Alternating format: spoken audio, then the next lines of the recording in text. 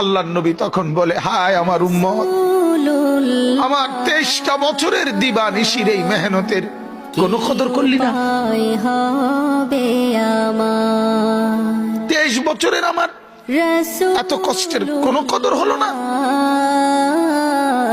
হাসরের ময়দানে নবী, দোস্ত শুনেন, হাসরের ময়দানে আল্লাহর নবী তার পিঠ দেখাবে, পিঠ, নবী তার পিঠ দেখাবে, পিঠ দেখায়া বলবে, উম্মত দেখ আমার পিঠ চালনির মতো ছিদ্র ছিদ্র করে ফেলছি।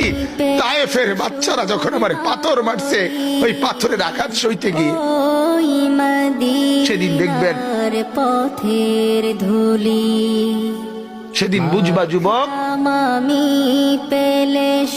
নওজোয়ান, তোমার জন্য কাঁদার কেউ নাই, তোমাদের জন্য ভাবার কেউ নাই। মা বাপ ছেড়ে দিছে তোমারে, যা বাবা নষ্ট হয়ে যা।